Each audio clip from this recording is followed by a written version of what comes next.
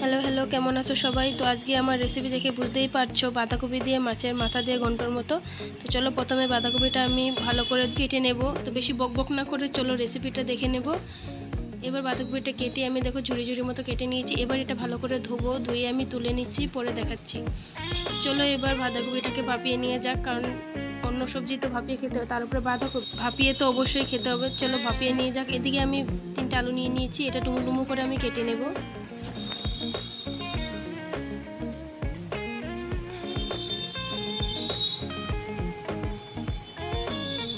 এবার এর মধ্যে দিয়ে দেবো 2টো টমেটো, 2টো পেঁয়াজ, কটা কাঁচা লঙ্কা, একটুখানি আদা। আমি আদাটা বেটে নেব। আমি মাছগুলো ধুয়ে নুন হলুদ মাখিয়ে রেখেছি। বাঁধাকপিটাও ভাপানো হয়ে গেছে। এবার দিয়ে দেবো তেল। আমি মাছগুলো ভালো করে ভেজে নেব। চলো মাছগুলো ভেজে নেওয়া যাক।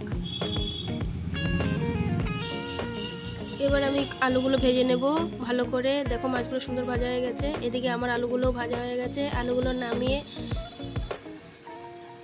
এবার আমি দিয়ে দেবো পেঁয়াজ কুচি, কাঁচা লঙ্কা কাটা আর তেজপাতা। এবার দিয়ে দিয়েছি ডুমো করে কেটে রাখা টমেটো। এবার মশলা আমি দেব নুন, হলুদ, জিরে পাউডার, লঙ্কার পাউডার। আমি কাঁচা লঙ্কা অল্পই দিয়েছিলাম, যাতে গুঁড়ো লঙ্কা একটু দিতে পারি আমি, রঙটা সুন্দর হবে। এবার বাঁধাকপিটা দিয়ে দেব, আলুটাও আমি সঙ্গে দিয়ে দিয়েছি। এবার নেড়ে চেড়ে আমি একটু ঢাকা দিয়ে দেবো। চলো দেখো কি সুন্দর শুদ্ধ হয়ে গেছে ভালোভাবে। আমি মাঝে মাঝে হাতা দিয়ে একটু নাড়িয়ে নাড়িয়ে দিয়েছি, এটা স্ক্রিপ করে দিয়েছি। বাঁধাকপিটা আরেকটু মিশবে, তার জন্য আমি আরেকটু ঢাকা দিয়ে দেব।